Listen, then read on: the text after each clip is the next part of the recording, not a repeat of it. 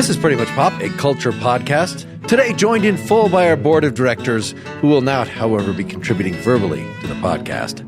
Today, we're just talking about the TV show Severance, whose first season came out 3 years ago, 2022, and whose second season has just emerged now.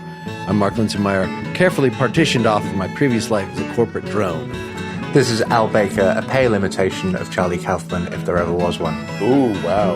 I'm Sarahlyn Bruck, and I most take to heart Luhmann's 10th core principle, there ain't no party like a waffle party. This is Lawrence Ware coming to you from Oklahoma City, Oklahoma, and I am not an innie, nor am I an outie. They never show, I guess actually they do have, they look at people's belly buttons at some point. Mm-hmm. And I was wondering, that was because they're looking for the pouches, but I was thinking, like, wait, is there cloning going on here? If they don't have any belly button, does that mean that they're produced? Because I didn't know what the limits are in this show. There's so much of mystery that, you know, also there's aliens or something, you know, who knows? There was clearly not aliens. Are you saying your experience of watching this show is being presented with more and more questions and fewer answers? Well, that's why I was thinking, actually, you know, normally we wait for a show to be done.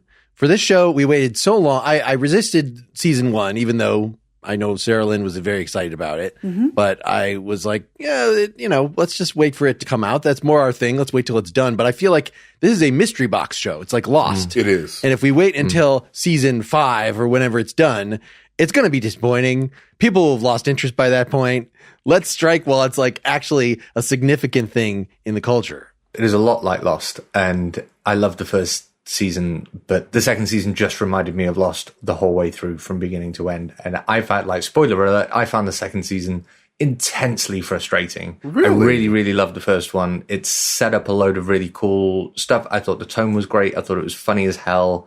I thought it was setting up a load of really interesting ideas. But the second season felt I was bored through most of it. I was confused, like, and not in a fun way through most of it too. And I don't feel remotely satisfied by pretty much anything that Oh my God. that the second season did. That I don't think was a spoiler, the fact that you didn't like it that much. I think we can talk in generalities. In terms of the actual thing that is given away in the finale, let's wait until, you know, a half hour into this discussion to reveal that. Okay. But I actually found that pretty satisfying. It might have been ad hoc. Like, did they know when they set up the people in this mythical hell-like office are dealing with some weird-looking numbers that some of them, they feel scary, so they use a trackball and put them in a box, or they feel pleasurable. This is just for people who haven't watched the show. And it's really that image of these people in this vast white room who don't know who they are and they don't know what they're doing, that this is just what the show's all about. That's the primary image. Anything else on that is, I think you're saying it's too much, Al, that it can't actually support anything else. This should be a painting rather than a show. It should be a short. They might not have known what the numbers were at the time, but I found the explanation for what it was at least link things together. It was not out of the blue. I know that we're talking about the show before it has fully run its course, and it is a risk. I actually really enjoyed the second season. We all know that how much I love the first season. This is the show that I have loved, I think, the most since Succession. I think this is sort of the next thing that I've been obsessing over in the same way. And I really liked the second season, but knowing that it was part of a fuller story arc. You could argue that it's kind of the muddy middle, but for me, I thought that Dan Erickson, the writer, has done a really, really good job of kind of delving into each one of the characters. This season, we got to see some of their past trauma and understand who they are. And I still am so high on this show. I absolutely love this show still so much, even though second season wasn't perfect. But you know what, though? First season wasn't perfect either. No. So my problem with the second season is that... You're so mad. You're so mad, Al. I am kind of mad. The first season wrote a really big check and built up all of these mysteries. And you're absolutely right. This is the second season of however many seasons that they're going to go. And we can't expect them to answer all of the questions that they set up in the first season in the second season. But the big reveal... Don't say what the big reveal is. But not yet. But let me just say that the character work was interesting. So the episodes that focused on some of the characters, that was interesting. That was cool. I like these characters. It's good to see more about them. But I don't know yet what all that was in service of. And this is the thing that reminded me of Lost, right? Because similarly, Lost, I haven't watched Lost all the way through, but Lost also has like these good character-driven episodes. We learn a bit of backstory. But ultimately, I mean, spoiler alert for people who haven't seen Lost, the overarching story wasn't rich enough, interesting enough, deep enough. I agree with that. To have gone through the effort of exposing all this stuff about all these characters and have dived into all these character backstories. The point of going into a deep dive on a character in a show like this is to reveal something that's important to understand, like the overarching mystery. And it's not clear to me that that's what was going on. It felt like a lot of the time when we were looking at the characters, we were looking at the characters for the sake of the characters. Mm-hmm. And what has annoyed me about this season of Severance is it felt like the show was saying, you don't really need us to progress much on the mystery. You don't really need to know what Lumen is even doing. So we had the specific reveal at the end, but we still have like a bunch of questions about what even is the business that Lumen is in, right? No one knows. What's their evil plan? Because it still seems like their evil plan is just to kind of be evil for the sake of it. Why do they have this weird cult-like sensibility running through the whole thing? And even, I mean, it could also be that I wasn't paying enough attention because, as another problem with the second season for me, was that it was confusing to the point of boredom for a lot of the episodes. So I could just have not been paying close enough attention. But yeah, I did, like, the why is still really missing. So we got a lot of facts about how a lot of these characters like came to be and their life in the outside world, but the show didn't do really anything. I don't think the show did anything to connect that with the mysteries that it set up in the first season. And that was what was kind of frustrating to me. Hi, guys. My name is Lawrence Ware. Hi, Lawrence. And I'm a part of the podcast. Can I talk now? Am I allowed? Okay. Please do, Lawrence. Give you the floor, Lawrence. Although we should say that right before we started, you're like, I don't know how we're going to talk about this. Well, I didn't know how we were going to talk about it, but now that we're talking, I have an idea. Okay. Al, I get what you're saying. Okay, let's back up. I have a lot of issues with the show because having a 3-year break between the first season and the second season sets up for people to be very, very confused about what the show is about. Yeah. Now, that's a structural behind the scenes issue that I have with the show. Now, into the actual show, here's what I'm hearing from Al. The first season sets up a really good mystery. And it sets up a really good, intriguing idea about what's going on. I think what Al wanted was more answers to the questions posed in that first season. What this second season did is it focused more on the characters and it fleshed out the characters more. And I strongly suspect that in the third season, whenever we get it, it better not take 3 years to get it. But whenever we get that third season, we'll get some of the answers that Al is asking for. Now, we got some answers. And I think that the second season is not paced particularly well. Like, for example, the 8th episode, I could have passed on. Like, that could have been a monologue or something.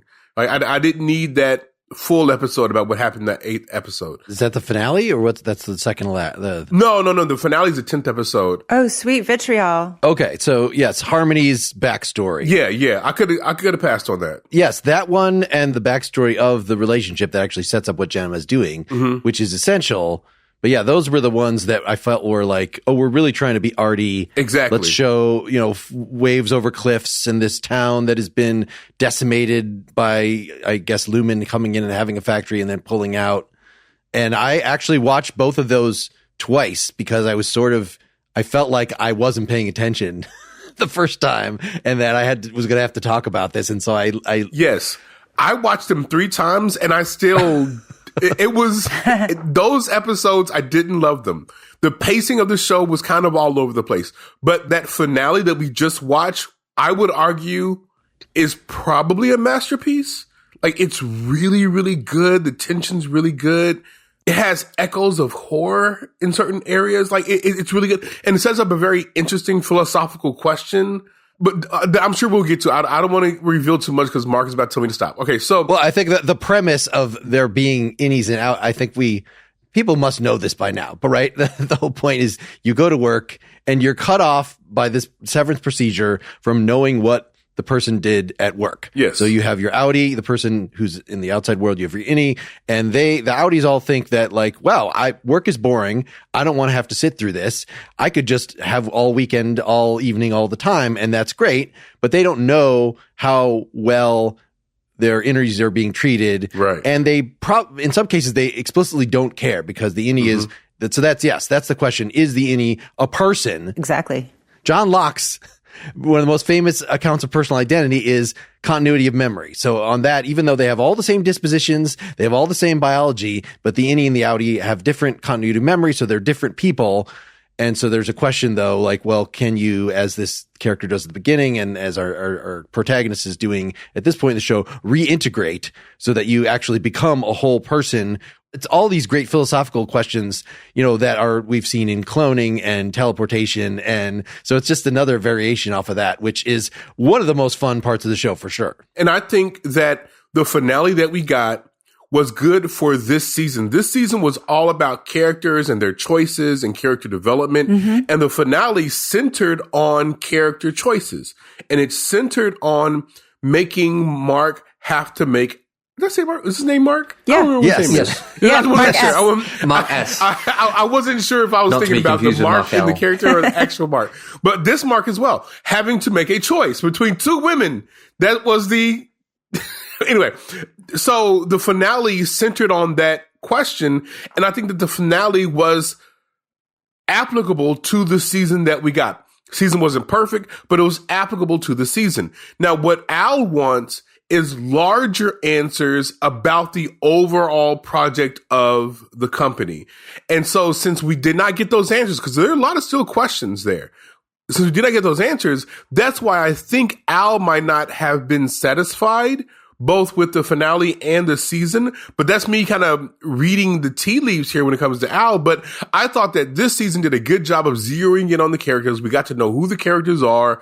Our hearts were broken, with some of them. John Turturro, we'll see what happens with that guy. Is that that's not a spoiler? Anyway, we'll see what happens. But ultimately, this season was about the characters. Last season was about the mystery. This season fleshed out the characters within the context of the mystery. And I'm hoping that the next season will now tie all these things together.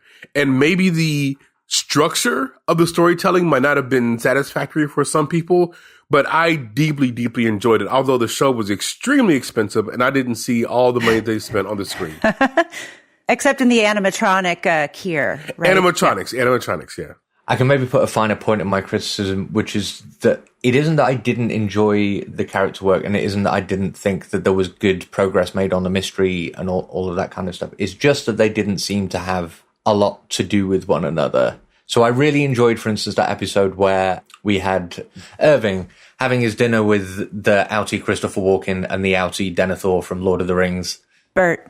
Yes, the newly cast John Noble, who is, I think, not the same guy as appeared as... I was wondering why I didn't recognize him from when he was in the previous season. Because I mean, they just saw him through a window in the previous season, so it's not like a big deal, but still.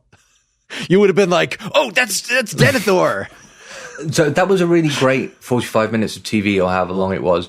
But maybe my problem is just in the structure of the season, because the first third of the season, we had them kind of half dealing with the fallout of the end of the last season. And there was that whole camping trip expedition thing. And then Irving, can we do minor spoilers for the... I think let's just, yes, season? Sure. We're now halfway through the season.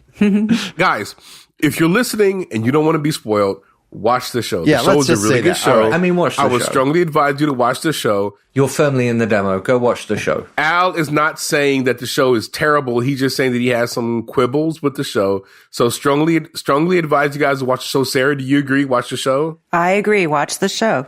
Mark, do you agree? Watch the show. I do agree. And I might say, like we did with, it seems like we're getting a lot of the same vibes as with The Bear here of that was barely a season. Just wait till the next season comes out and watch 2 and 3 together. Oh my gosh, you're so right, Mark. Yeah. Yeah, you are right. You are right. The elephant in the room, I mean, Al said it. It's not even just a confusion. I think, Lawrence, when we were last week in our after talk or whatever, you said it might just be actively boring, season 2. Mm-hmm. Right? Sarah, it just cannot understand why we would possibly say that. No. It's not. Go watch the show. We're about to spoil it, guys. You're now in spoiler territory. Al, go. I had a spoiler-laden point, which is that then they go on this camping trip and Irving dies. And that's supposed to be a big moment, but it kind of fell flat because it wasn't clear to me at that point what the central tension, I guess, of the season was building up to be. And so then we had the episode with Irving and Christopher Walken and everything else at the end. And then it ended up being about the ways in which innies can love, or like what love means to severed people, and also what theological consequences of severance might be. And that's great if it comes at the end of a season where these themes have been clearly set up. But it didn't. It came at the end of the first half of the season where it wasn't clear what this was about. So this is why it felt boring and confusing. And in a show like this that reads mostly to me as irritating, because this show sets itself up as a clever show. I made my Charlie Kaufman crack at the beginning, because in the same way as Charlie Kaufman's work, this show is telegraphing to anyone who watches it, we are super smart and we are like posing interesting and important and difficult questions, and we're going to explore them together through this highbrow television. And you're writing that, and they decided to write that big check, so I'm going to judge them on the level that they're playing at. And it just wasn't clear to me in the first season. It was very clear to me what they were setting up and why, and what they were trying to say and what they were trying to play with. And in the second season, it just wasn't. It felt like it was all over the place. And that's why the finale in itself was satisfying, but it also made me think, like, is there any good reason why the rest of the season couldn't have been this tight or this good or this clearly relevant to the show? I agree. It was definitely saggy. Like, this felt 2 episodes too long. If they had like tightened it up and done 8 episodes instead of 10, it reminds me very much of a show that I finished, but I didn't love. The second season was The Night Agent. I don't even know if you guys watched that show. It's on Netflix. Whereas the first season was a really tight, good 10 episodes of really good mystery. The second season dragged, and it's because they went for the 10 episodes instead of the 8 episodes.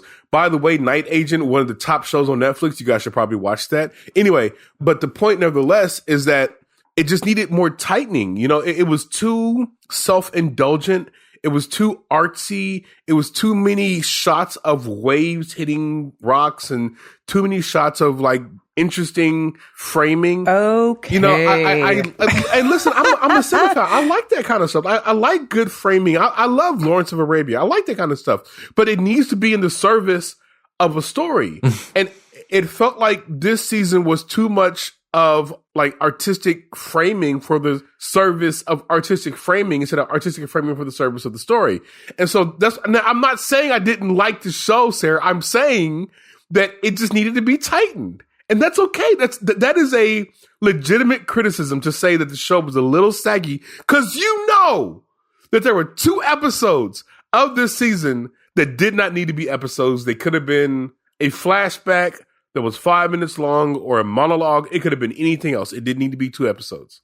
Okay. It is a shame that we're not recording video for this show anymore. She was so upset with me. She's so animated. This is like one of those presidential debates of the person who's not talking. I'm so glad we're not filming. I really disagree with you guys this week. One thing that I love about this show is that it's unpredictable, that I don't know where it's going. And so with that attitude, I just meet the show where it is, and I am delightfully surprised at where it takes me every single week. Are we going to have to mute your mic, Lawrence? Sorry, you got to let the other person talk. I know what you're doing. Sorry, just a debate callback.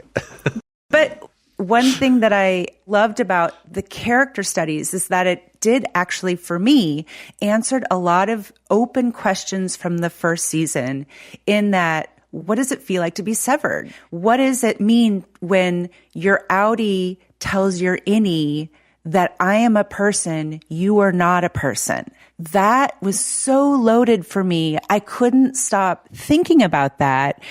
And what I thought they did brilliantly in the second season is they really kind of explored that, And so by the end, we are driving toward this finale, this almost movie-length finale, which I agree with you, Lawrence, was absolutely genius. I love the ending. But I thought the entire season was just moving forward toward that ending. And it was based on the character work, based on what it felt like to be separated in those ways. It was a movie length. It was like 76 minutes. So that was a pretty long episode. Mm-hmm.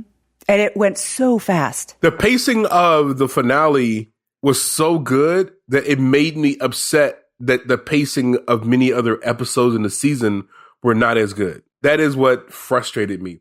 Even though you want to receive a show as it's given and not have any criticism, and you want to be nice, and you want to be kind. That's not true. I'm telling you, like this, you are nice, Sarah. You were nice to a fault. But I'm telling you, it needed to be tighter because the entire season could have been like that finale. Because the finale, I think, is very much a very near masterpiece, but it's the pacing, it's the intentionality of the shots. Everything is coming together to tell this tight story in the finale, whereas the season meandered. It just meandered. It was good, but it meandered. It was meandering. Sorry, Sarah, go for it. Even if you argue that there were some parts where it was saggy, I still thought that there was a nice thread there throughout the second season. They should have put more thread in those pants so it wasn't sagging them, because it was way too saggy. It was too saggy. It just needed a belt. Well, let's talk about some of the individual themes. Like, I really like everybody's forgetting a character. So, Irv, who's the fourth one? Irving, Dustin, Helly, Dustin? R, and Mark. Dustin, the black guy, Dustin. No, That was not his name.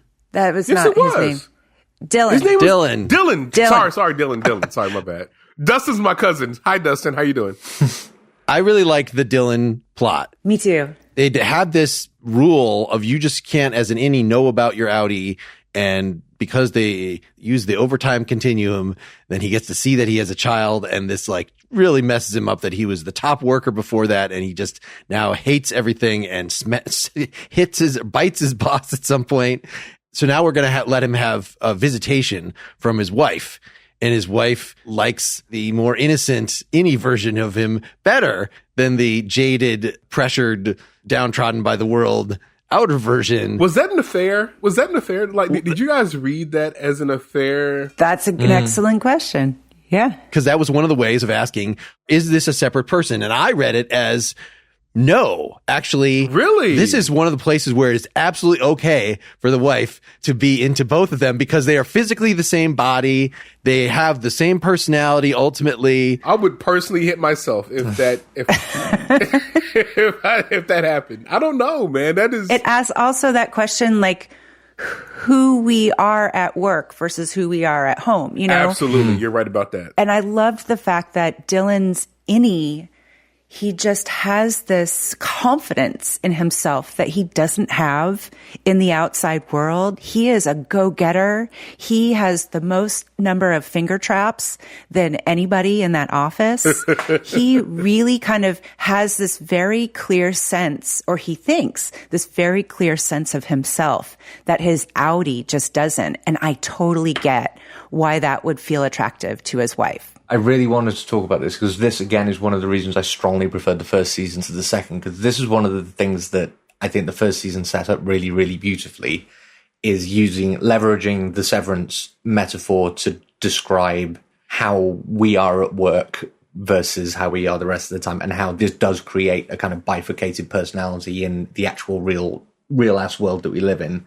One of my favorite things about the first season was how they kind of milked that for humor. So how infantilized all the innies are in Lumen, like all the waffle party stuff, you know, the wellness session, which is so fatuous, and all of the rewards, all the way that management talks to you. It's all so completely infantilizing. And what's wonderful is because the innies don't know anything else. They don't know any better. They, you know, take it all in their stride, and they take it as the whole of their personality. Whereas, you know, in the real world, when we have to deal with being treated in unnervingly similar fashion in various professional environments, we have to compare that to the way that we view ourselves as fully autonomous people in the real world. And, you know, it grates on us. But this is a lovely way of just showing how all that is ridiculous and absurd. And I guess the way that the innies are set up in the first season, like, innies are ideal capitalist workers. So even though they're not, you know, slavish drones, they're still autonomous people. They are still nonetheless bought in to the way that things are done. and the fact that, you've got to do things according to the handbook, you've got to do things according to the teachings of Keir, you've got to be happy when you get your waffle party, all of that kind of stuff. And while I will grant that it was an interesting direction for them to take, doing the visitation stuff and that interesting attraction that Dylan's outie wife has to the innie, it was a change of direction, I guess, is what was interesting. I wanted it to explore more of the stuff that they'd set up in the first. It felt like they left a lot of the more interesting stuff behind in the first season, I guess, is another one of the things that I was disappointed in. It seemed like there was a lot more to mine there, and they've moved on directly to like problematizing the fictional metaphysics that they've set up instead of using it to continue to explore the stuff that I thought that they were satirizing. Does that make sense? Mm-hmm. So what's a loose end for you from season 1? So there's all the ones that are just stupid mystery box loose ends, like the goats and what is Lumen actually doing, and why is it set up like Scientology, and why have they been allowed to get away with clearly a bunch of other shady shit before they invented the severance procedures.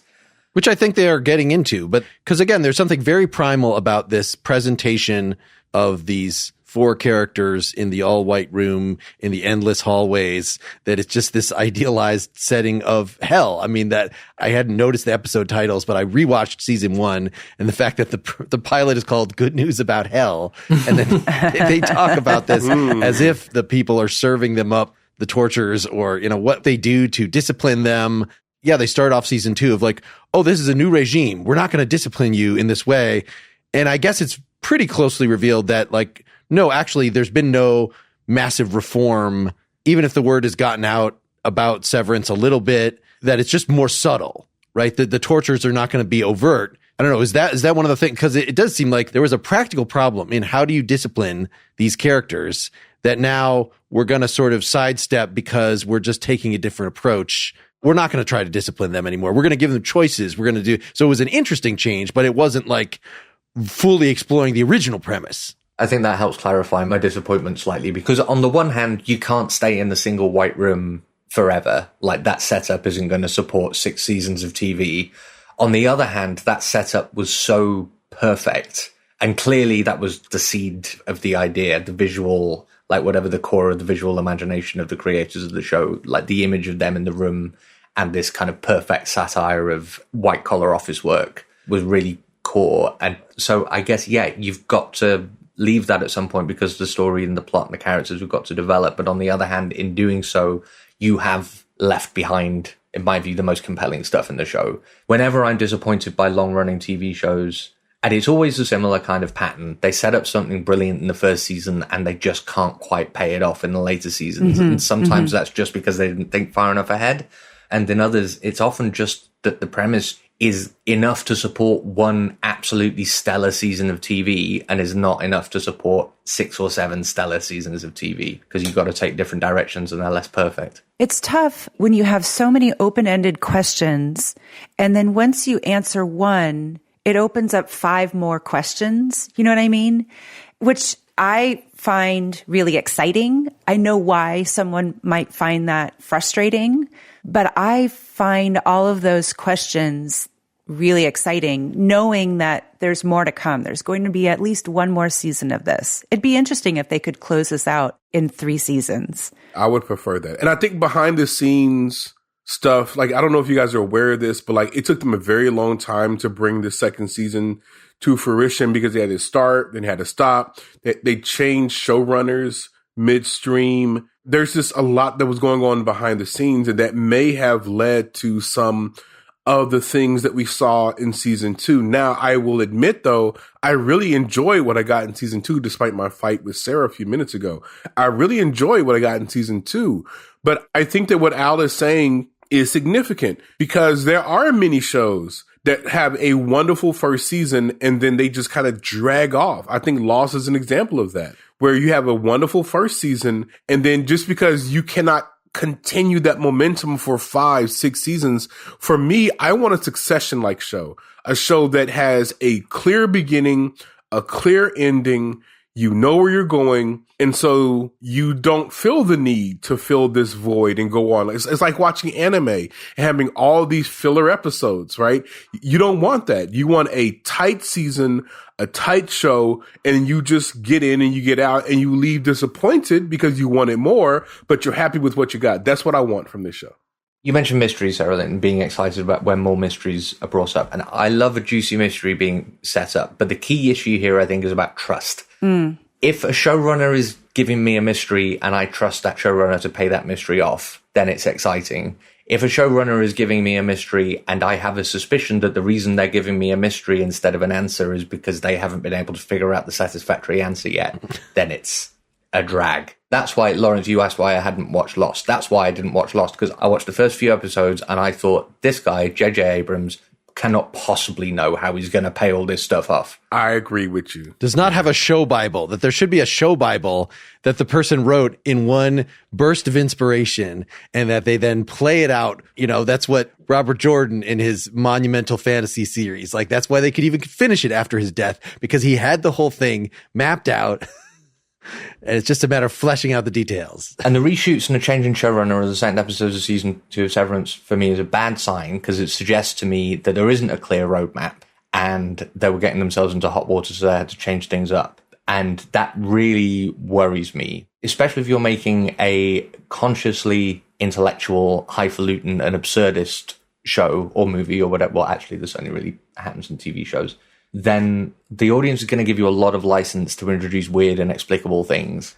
And it's very, very tempting to just bring those in just for a bit of like relief or whatever. But what you're doing is you're always making promises to the audience. And I hate it when showrunners can't keep their promises to the audience, because they ask for so much of your time and attention. And especially in a show like this, when it is confusing, deliberately confusing a lot of the times, and it is promising to say something clever and important. I could easily be sitting here in a couple of years eating my words because they absolutely stick the landing on every point. But I am deeply suspicious. The second season made me deeply suspicious. Okay, I have a question, Al. This is a little bit of a side note, but I think it's relevant here. Do you like David Lynch?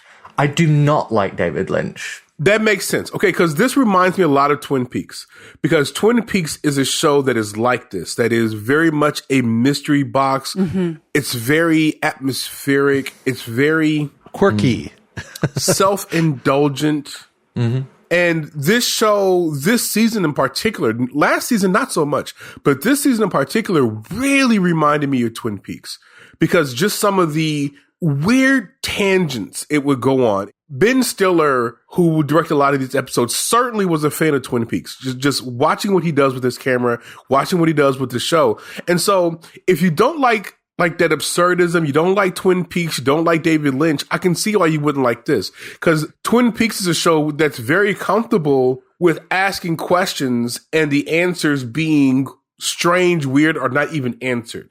Right. And so this is a show that is kind of on that wavelength. That's a really good comparison. Well, and think how much more boring it could have been if he had really taken the Twin Peaks comparison seriously. Come on, man. Twin Peaks was not very I'm saying boring. There's It Twin was Peaks weird. The Return or Walk With Me. There's these scenes that move so slowly that is like 10 minutes of basically nothing. Definitely. Twin Peaks I actually like quite a bit, but David Lynch I'm also deeply suspicious of, mostly because of his film. Like Mulholland Drive, I despise that movie. I love it. One of my favorite movies of all time. One of my like that movie favorite too. movies of all time. There is a very particular reason why I despise that movie, because I got the DVD because my A-level, this is my like late high school English teacher was a big fan and said we had to watch it so we could talk about it. Your high school English teacher told you to watch that show? What high school did you go to? Whoa! So I got the DVD and I watched it, and I opened the DVD, and inside the inner sleeve of the DVD were questions from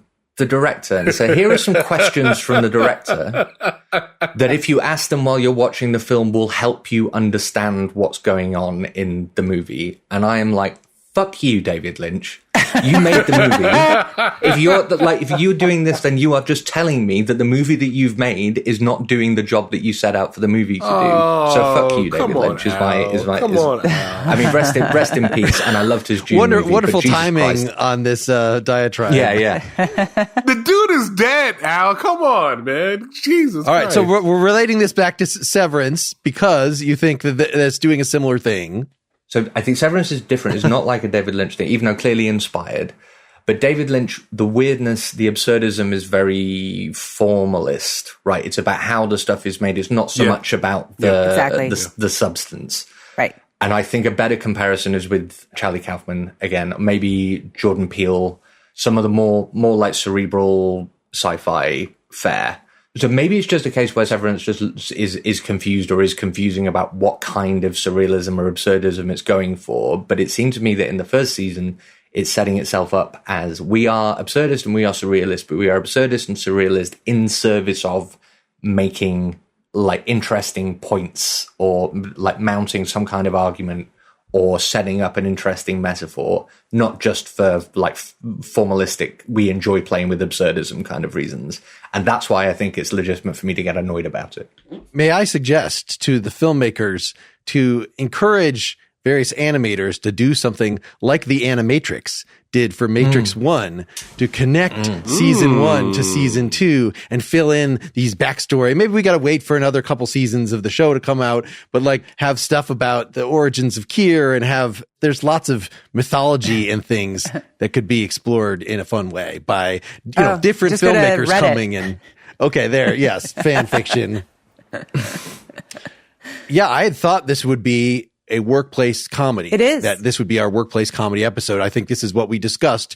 Apparently The Office is being rebooted, so we can just discuss that again. But like, I thought one of our major themes here would be, is this indicative? Does this capture the nightmare of being in a white collar environment? And I think all of us, well, I don't know. I spent 6 years in a straight office environment between grad school and then doing this work from home and all this podcasting stuff. And that was actually with a pretty good company that like let you wear things like, right. What are the obviously absurd things?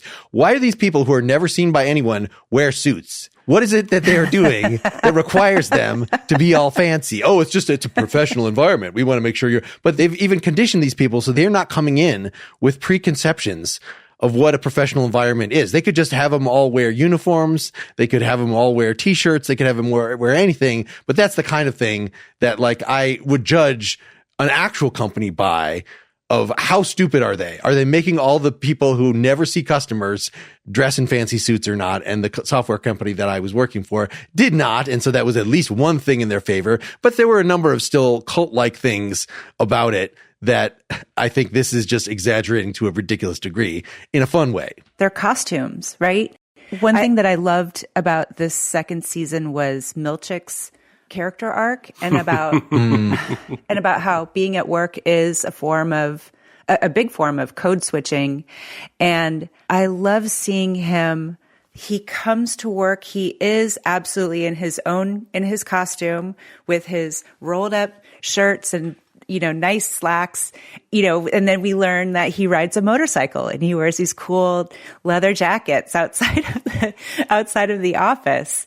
I loved the fact that even the non-severed employees are also severed in a way. They have to separate themselves. In some way, yeah. I mean, I thought that this show this season was a lot of things. It was hard sci-fi. It was a really funny at times workplace comedy. It was a wonderful satire about work. It was an interesting examination of relationships and what is permissible in relationships and what is cheating, what's love. I thought that this did a lot of really interesting things all together. And I think that it melded it all together relatively well. I also thought it was kind of scary and horrifying, some of the things that were happening. I thought this entire season, I mean, as I've said, it was not perfect, but not every season of television needs to be perfect. Sometimes you just want a show that's really, really good, really, really well done, really thought out, posing interesting questions. And then for my taste, since I am a philosopher, a lot of really interesting philosophical, like we haven't even touched on some of the really deep, interesting philosophical ideas. Yeah, let's go. Give us another one. You know, so like the severing of identity. Who are you really? Is the innie you? Is the outie you? Is it some melding between the two? When you reintegrate, are you becoming your fullest self yet again? Or are you becoming a completely different person that is comprised of the inside ideas and the outside ideas? Questions about love. Like, is this a good way to do work, to do life? You know, is it ethical for a person to say, I'm going to sever my work identity and only exist in this outward place? Like, a lot of interesting ideas were being explored here. I thought this season was really, really good. I loved it.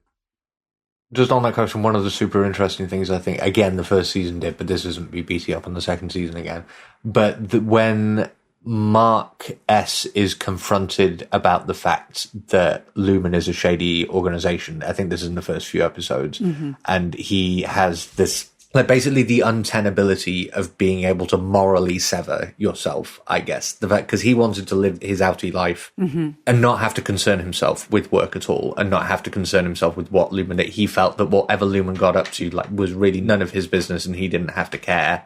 And I thought that was a really interesting way of setting up the art, like just showing how untenable it is to say, well, this is just work. This is just business. I don't need to like worry so much about that. That's not who I really am. That's right. Mm-hmm. Well, he's being so lavishly rewarded in having a dreary 1-bedroom shitty apartment. Yeah. Well, we see that also illustrated with Bert's character. We learn in the second season that his outie may not be such a great guy, but his innie, his husband and specifically, was so concerned about that. And he's religious. His husband is religious, and he wanted to make sure that Bert had a chance at going to heaven, which I thought, oh my God. I loved it. Yeah. I love that question. I'm like, I don't know. Does he get to go to heaven? I don't know. And that's a very interesting theological question, because I'm telling you, this show has so many ideas, and it may have too many ideas, honestly, but it has so many interesting ideas because you have to ask the question, this company enters into the world and does all these interesting things. What does that do to the theological ideas surrounding the company? What does that do to the philosophical ideas, you know, out in the world? What does that do to the ethical ideas? How do people process this radical procedure? I'm telling you, man, this show had so many good ideas, maybe too many good ideas, but the fact that it had all those ideas, plus it's funny, plus it's interesting, hard sci-fi. I mean, it's really good, man. I need the third season and fourth season, if they go 4 seasons, to stick the landing so that Al could be happy.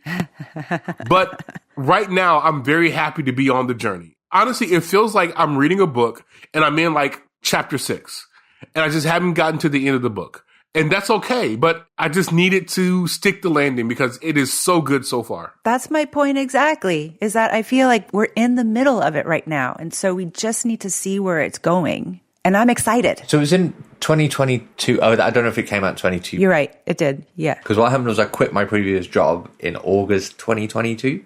And I was in a real bad way and I had nothing to do but watch TV. But luckily I hadn't seen much TV for a while. So I got to all at once watch the first season of Severance, the first season of The Bear, and the first season of Andor. And those three together are some of, like, all some of the best TV that's been on recently. Wonderful, yeah. Did wonders for my mood. But in the years since, the second, third season of The Bear, the second season of The Bear was good, though. Compared to the first. I'm talking about slow downward trajectory. Yeah. And the next season of Andor is finally coming out soon. And what I'm worried about is that we no longer know how to make great TV great for subsequent seasons. And honestly, that tracks with what I know about the way TV shows are made nowadays, because no one will even give a slight indication that there's going to be a 5-series run of something, because it's much harder. You don't have the same kind of flagship network TV shows that you used to. So like we had, something like Seinfeld or Star Trek, this is going to run for years and years and years, and you just don't know that anymore. And I'm worried that people have just got into the habit of working really, really, really hard on the first season of a TV show, and then, maybe it's just difficult second album syndrome, right? You spend 5 years writing your first season of a TV show so that it gets picked up, and then you've got 1 year to write the second one. And I don't know what to say to these guys, because on the one hand, you don't want to say that every time you want to write something that you have a hope in selling, you need to have a 7-season arc plotted out just so that on the off chance it gets made, you're going to be able to stick the landing. But on the other hand, if you don't do that, that if you do manage to get something picked up, then you're going to at best really, really struggle to get your subsequent seasons where they need to go. That's a lot of work for free. Like Dan Erickson, this was his first thing that he's ever had produced. I think he had come out of like NYU, and then I think he wrote a little bit for maybe a reality show, but this is the first real thing that he's written, and it was written as a spec script. So he wasn't even expecting it to go anywhere. And when it landed on Ben Stiller's desk, he was like, oh, this guy's great. I'd love to work with him, and I want to work on that, Yeah. So I think you're right. That is a real problem when you've got all this time, you've got all the time in the world to write your debut novel or script or whatever. And then you're all of a sudden on the clock. And that is a real thing. Dan Erickson did not insist on writing every episode. Maybe he's not in a position where he could insist that. I don't know. Right. Maybe he's just not stupid enough to offer. Hopefully the power of Ben Stiller. I was going to say that, it seems like Apple TV Plus is insulated from some of those pressures, but I have heard of like that show Sunny being canceled after one season. So just the fact that there's like a star involved, but I got to think that this is such a big deal that they'll let them make this show as long as they want. Well, I hope they don't do that. I think we're hoping that they have good taste in figuring out where and how to stop. Correct. I don't know that I need the Severance verse. I mean, I am curious about it is kind of cool that they showed, one of the original factories and a factory town that had been decimated by this company, and like what kind of world. They're saying that there's these all over the world. There are these, but then the picture we get and the answers we get now, I think we can very much reveal the ending. But like you even ask if this was all about separating Gemma into different personalities, these numbers, then why are some people better at it than others? Like you can understand why they would get Mark to do that, why they would mess with him. They still haven't portrayed clearly, like, how did Jenna get roped into doing this? Was she so miserable over her childlessness? What kind of deal, Mephistophelian deal, did she make that ended her in this? And that, we might, did they know they were going to fake her death? Is she really being held captive? Yeah. From the beginning, this is all unanswered. It's right. And one of the other weird things about the history of Lumen is that, if I remember rightly, they set up Lumen as like a 19th century industrialist company. And that's when it all started. So it's been around for a long time as well. And they haven't been doing Severance for that long. So I feel like it really does matter to me, at least, what the company does in the outside world, how it makes money. Are there Gemmas everywhere? Why is Mark's so unique? And if he was so unique in being able to somehow feel out her patterns, then why could he have coworkers at all? What sense does that make? Why aren't there 40 people doing this rather than just 4? Like, none of this has been answered. My read is that they're not all Gemmas. That Gemma is the one that Mark's working on, but the others are working on other people. I mean, my guess would be that they are each intimately connected with the person who they're creating consciousnesses of, and that's how they know like what feels right and what doesn't feel right. Okay, so that's some more to reveal. Is it Irving's mom that was in there, and they just decided we don't care about Irving's mom anymore? At the end of the first season, when Dylan goes to the control room, we saw that there were the 4 in that office, but there were others. There were dozens of other names up there of severed employees. And I wondered, at the end when Gemma's, he was played by, it's Robbie Benson, when he said, "You'll kill them all." I didn't actually recognize him from his 80s stardom. Oh my gosh. Yeah, I know. I did, because that's how old I am. But he said, "You'll kill them all." I was like, oh God, he could mean all of the dozens of innies that are still there. He could mean all of the Gemmas. That could have meant almost anything, which for me, I could understand why somebody might think of that as frustrating. But for me, I thought that was really fun. I can't wait to find out what exactly he means by that.